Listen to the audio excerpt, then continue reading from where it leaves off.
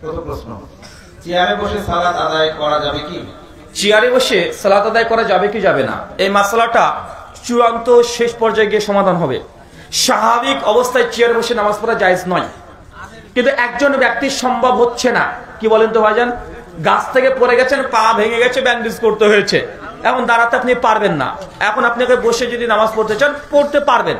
সহিহ বুখারী 1224 নম্বর হাদিস, আল্লাহ নবী আলাইহিস সালাম তিনি উটের পিঠে বসে বসে রাত্রিবাতে নামাজ পড়েছেন। কথা বুঝতে পারলেন? উটের পিঠে বসে তিনি ওই হাওলা যেটাকে বলে ওখানে বসে বসে সালাত আদায় করেছেন। তবে হ্যাঁ, সমাজে সালাত চেয়ারে বসে আদায় করার ভুল পদ্ধতি প্রচলিত আছে। ভুল পদ্ধতি কেমন?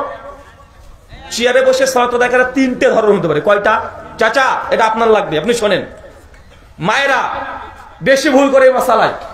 চেয়ারে বসে নামাজ পড়বেন কিভাবে? একজন ব্যক্তি দেখা যাচ্ছে সে বেশিক্ষণ মানে তার দাঁড়িয়ে থাকতে কোনো সমস্যা হয় না। কথা বুঝতে পারছেন? দাঁড়িয়ে থাকতে পারে, কিন্তু হাঁটুতে কোনো প্রবলেম আছে বা ঘা হয়ে গেছে কোনো কারণ হাঁটুতে, যখন সে সিজদা দিতে যায় তখন পারে না। কিন্তু দাঁড়িয়ে থাকতে সমস্যা নাই, রুকু করতেও সমস্যা হয় না। এই ব্যক্তি নামাজ কি করে পড়বে? যখন নামাজ পড়বে দাঁড়িয়ে নামাজ শুরু করবে। দাঁড়িয়ে, চেয়ারে বসবে না, চেয়ার পিছনে রাখা থাকবে, দাঁড়িয়ে নামাজ শুরু করবে। সূরা ফাতিহা কিরাত পড়বে, রুকুতে যাবে, রুকু থেকে উঠবে। যেহেতু সিজদা দিতে পারে না হাঁটুর প্রবলেমের কারণে, সিজদার সময়তে চেয়ারে টুক করে বসে পড়বে। কথা কি বুঝতে পারলেন? তারপরে বসে বসে যতটুকু পারে ঝুঁকে গিয়ে সিজদা দিবে। এটা হচ্ছে চেয়ারে বসে নামাজ পড়ার প্রথম পদ্ধতি। কার জন্য? যে শুধু সিজদা করতে পারে না কোনো কারণে, যে কারণেই হোক পারছে না।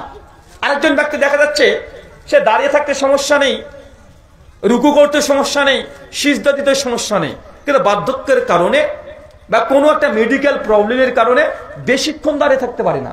পারে কিন্তু বেশিক্ষণ না, দেখে 30-35 সেকেন্ড পরে আর পারে না, মাথা ঘুরে, এরকম আসে না? কথা বলেন।